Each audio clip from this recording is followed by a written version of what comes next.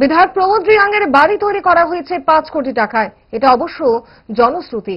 মাত্র 5 বছরে বিধায়কের বাড়ি যদি 5 কোটিতে নির্মাণ করা হয়, তাহলে এত বছরের মন্ত্রী, সাংসদ, বিধায়ক হিসেবে জিতেন্দ্র চৌধুরী বাড়ি কত কোটিতে নির্মাণ হওয়ার কথা ছিল? প্রশ্ন তুলে দিলেন বিরোধী দলনেতা জিতেন্দ্র চৌধুরী। শুনুন কি বলছেন তিনি। কি ছিল প্রমোদ রিয়াংয়ের বাড়ি থেকে ঘুরে আসে একটু তাদের লোকই কয়, এদের লোকই বলে আমাকে, আমি জানি না, আমি দেখিনি। স্যার, প্রমোদের বাড়ি তুমি গিয়ে দেখছেন তো প্রমোদের বাড়ি তো সুন্দর হইবই।